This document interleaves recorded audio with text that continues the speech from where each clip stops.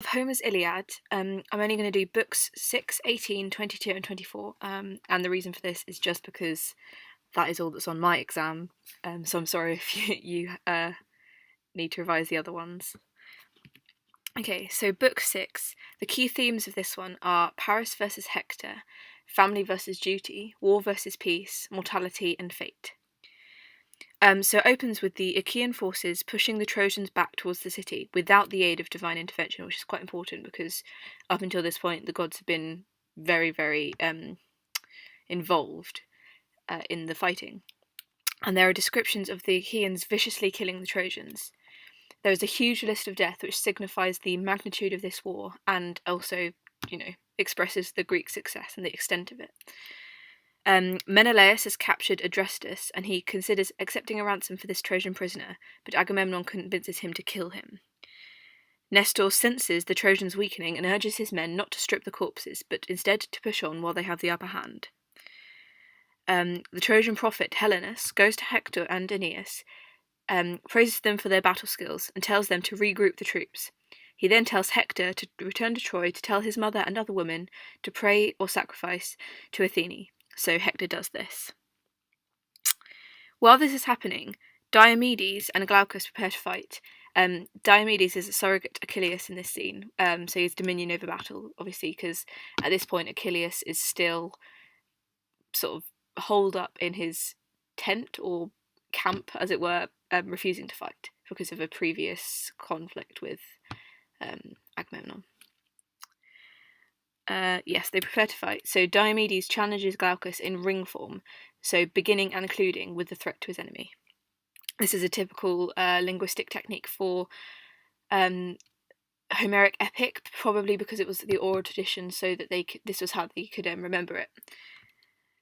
So they prepare to fight, and then discover their families were linked by Xenia, and so swear not to fight each other, and instead they swap armour. Glaucus had the worst deal here because he exchanged golden armour for bronze. And Homer's voice is included to describe this transaction, which diffuses the tension and aids episode transition, because this is the end of a specific episode. This is a very long scene, and it covers time for Hector to go to Troy. So Hector then visits, obviously after visiting his mother and telling her to pray. It basically happens exactly as Hector's been asked to do it, so that happens. And then Hector visits Paris, who is polishing his armour in the palace. Hector's bronze point glittered before him, which shows his military prowess. Hector and Helen criticise him for not fighting, and Helen tries to flirt with Hector, so Paris agrees to return to battle. This also contrasts between Hector and Paris. Not only is Paris sitting in his house where the women would be, or are, polishing his armour, and Hector has been fighting, but also we've just seen that Hector comes in with already a glittering spear, but it's glittering from the glory of battle rather than glittering from cowardice. So there's a big contrast there. So Hector visits his wife and son, called Andromache and Astyanax, who are not home but are by the wall watching the fighting. Again, this is a contrast between the loveless house of Helen and the sort of rich relationship between Andromache and Hector. So it's a book of contrast, this one. And being by the wall watching the fighting, this is not the place for a woman. She's out of the domestic sphere, so it represents the unusual relationship of Hector and Andromache. She begs him not to return and talks of the military situation, whereas he insists that he cannot escape his fate and tells her to let men think of war. So she is the third woman in this book to try and stop Hector from returning. The first was Hecuba, however you want to say it, which is Hector's mum. The second is Helen, and the third is Andromache. So that also represents the role of women, which is just to sit home and worry and sort of try and get their man. Well, Helen seems to be wanting to get Paris to fight, but it represents the contrast between female duties and male duties during wartime. So Andromache begins to mourn his death. She is nobody else, and all of her family have died at the hands of Achilles.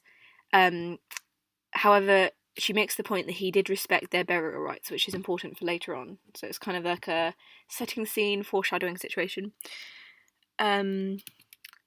which is a contrast to how Achilles will behave with Hector. He kisses his son, who is frightened by his helmet. This emphasises the conflict between his family duties and his heroic duties. And then Hector meets Paris on his way out, and they rejoin the battle together. Paris is described with the horse simile, which is very interesting to read, should you want to. And it presents him as a beautiful, fickle, and shallow being, which is essentially what he is. So here, Hector is characterised as very deterministic, which is typical of Greek literature. He is dutiful, familial, and heroic. So, in direct contrast, Paris is arrogant, beautiful, cowardly, and even perhaps feminine, as he chooses domesticity over war. So this book is essentially laying out this stark contrast between the two brothers, Hector and Paris. Book 18, the key themes are death and burial, love, family, xenia, regret, and armour. It's not really a theme, but it's a key thing, so I put it there. Achilles says a short monologue in which he predicts Patroclus' death. This is a traditional motif in Homeric epic where someone predicts a tragedy, typically a death, just before they're told. So they kind of are preempting their grief. It's very odd. Antilochus tells Achilles about Patroclus' death. So here there are alternating perspectives of Hector and Achilles in the books. So obviously book 17 would have been Hector's perspective, etc., etc., which culminates in the meeting in their duel in book 22. So it's a linguistic, a technique, could say that. So Achilles loses control of himself. He weeps, beats the ground, and covers his face with dirt. This image is repeated throughout the book. Not the book, this is book 18, throughout the epic, but only ever to describe dead men, which suggests that Achilles will soon be dead, so it's foreshadowing his death, which I'm not going to actually cover, but obviously it happens after Hector's death. It happens near the end of the book, of the epic. So Thetis hears him cry and comes with her water sisters to see him. Thetis is his deity mother, and she incarnates the gulf between immortal and mortal because she married and had a child with a mortal man, culminating in Achilles. Achilles tells her about Patroclus and vows to avenge his death. Thetis knows that if he chooses the life of a warrior, he is fated to die young. This is again a thing that's been brought up before, but Achilles, if he chooses to live a life of a warrior, which he clearly is, then he will die young, as you will see in the rest of the Iliad. Thetis decides to ask Hephaestus to make Achilles new armour, as Hector took his old armour from Patroclus. She asks Achilles to delay his revenge by 1 day for this. So essentially what happened before was Achilles refuses to fight. Patroclus wants to go and fight, and he knows that if the sight of Achilles will strike fear into the Trojans. So he takes Achilles' armour, which is very recognisable, goes out to fight, and then dies in this armour. And so, as spoils of war, Hector takes the armour off of Patroclus, and so now Achilles has no armour, or not very good armour. And the fact that Thetis can go and ask Hephaestus, the god of metalwork and fire, etc., to do this shows that the gods respect Achilles quite a lot. While this is going on, the Trojans and the Achaeans are fighting desperately over Patroclus' body. However, the Trojans are kind of leading, they're winning this. Thetis departs, and Iris, sent by Hera, tells Achilles that he must go outside and make an appearance on the battlefield because his appearance alone would terrify the Trojans and make them give up Patroclus' body. Now Zeus doesn't even know that this is happening, so it is assumed that he still favours Hector while Hera, his wife, favours Achilles. So Achilles and Athena go to the battlefield and let out war cries which scare the Trojans. That night, Polydamas urges the Trojans to retreat into the city because of Achilles.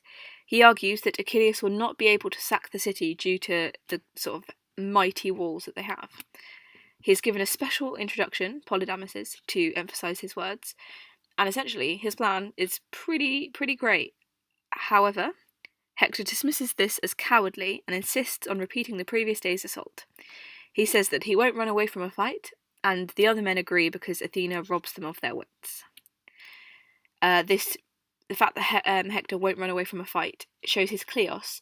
However, this is ironic because in book 22 he runs away quite rapidly and in quite a cowardly way, one would say. So there's kind of a dramatic irony when we get to that point. The Achaeans mourn for Patroclus. Achilles, who is compared to a lion, which is a repeated simile, so it's almost like an epithet, however it's more of a simile. He has men clean Patroclus' wounds, but he vows not to bury him until he has killed Hector. Thetis goes to Hephaestus' mansion and begs him to make Achilles new armour. And he does, he makes it beautifully with domestic scenes. There is a typical Xenia type scene, which sets an example for all of the Greeks that would sort of read or hear the Iliad. And so there's this very detailed and long description of Achilles' new armour, particularly his shield. I didn't summarise it all here because it's just descriptions, but I would look it up and sort of analyse it a bit. But domestic scenes, something to point out because it represents the difference between war and peace, and the fact that Achilles is going to be fighting with episodes of peace on his shield. It kind of just it just represents that. Now, book 22. The key themes are mortality, burial, love, family, duty, kleos, and revenge. So by this point, Hector is the only Trojan outside of the walls. Everyone else is hiding. And in the previous book before this, Achilles had been chasing Apollo, who was disguised as Agenor.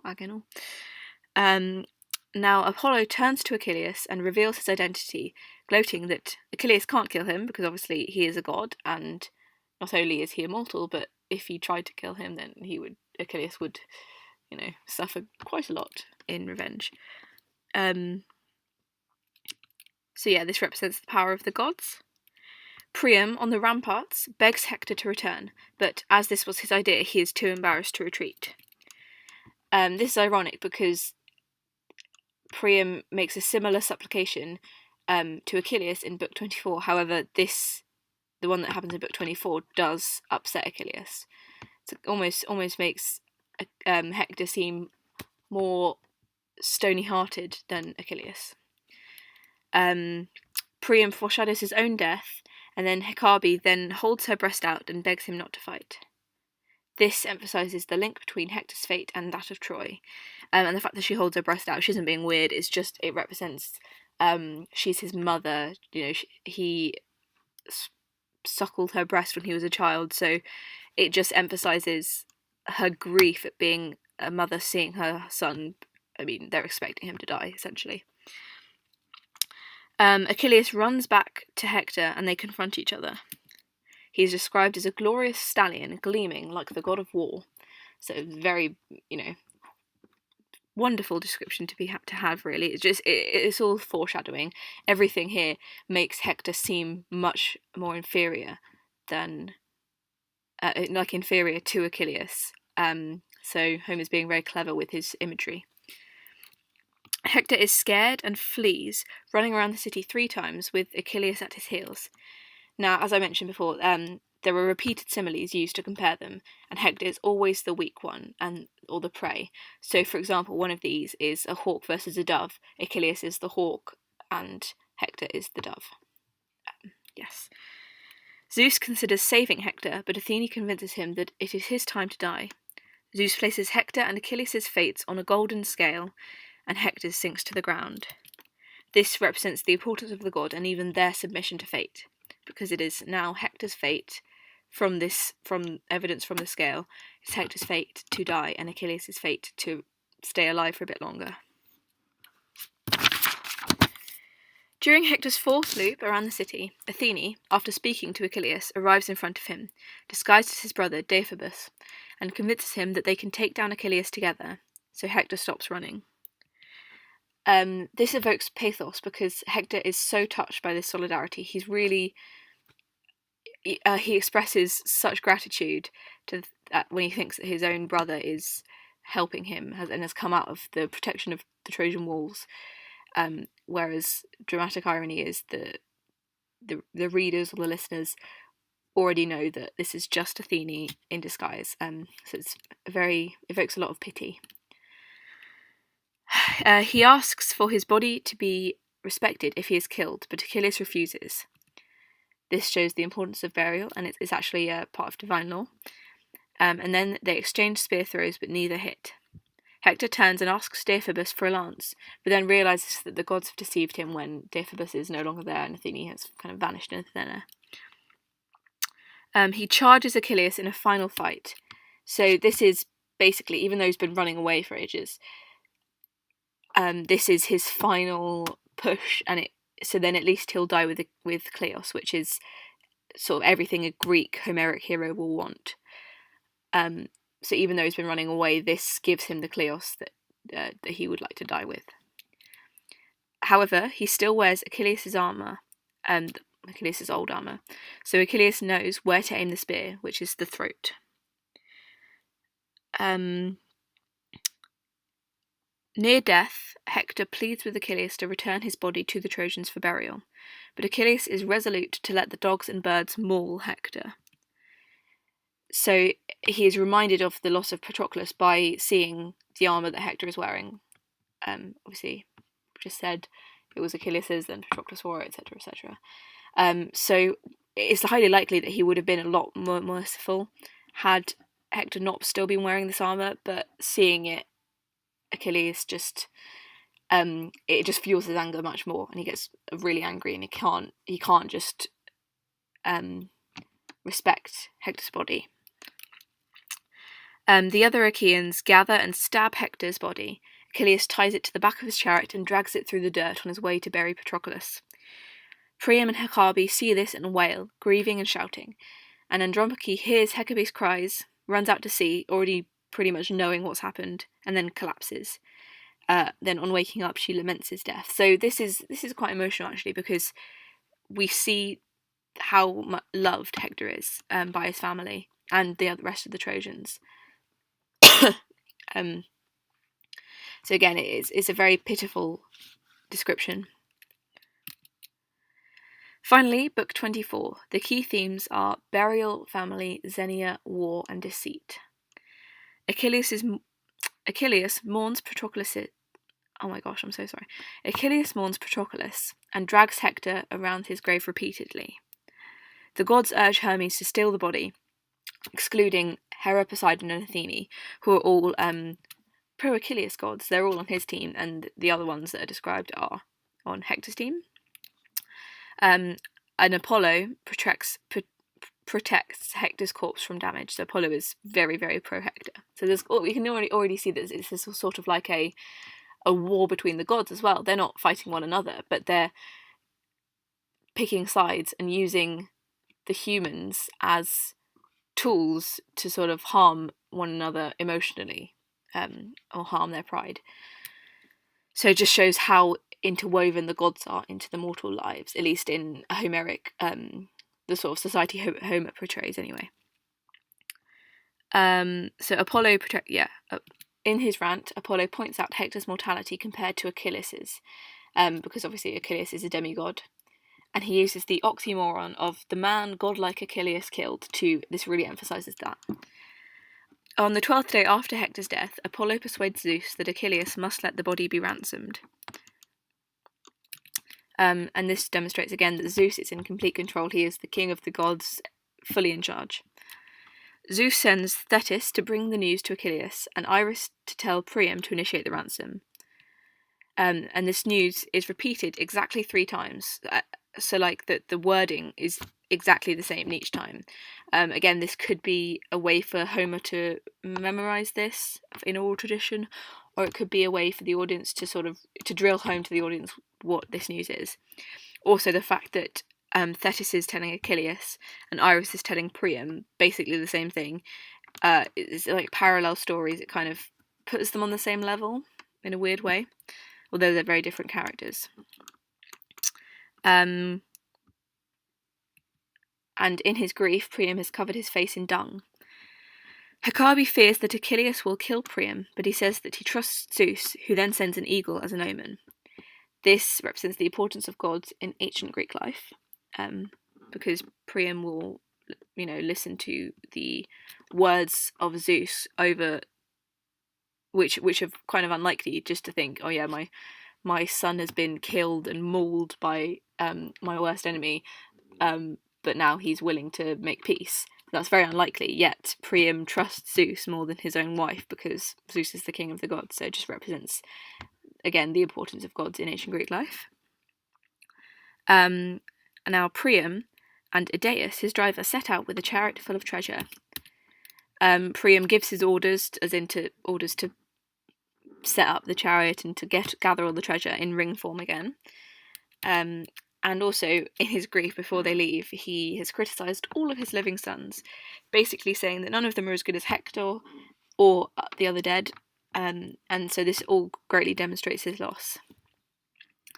Zeus sends Hermes, disguised as a myrmidon, to guide Priam through the camp. Priam is very grateful and speculates that the young man must have been sent by a god.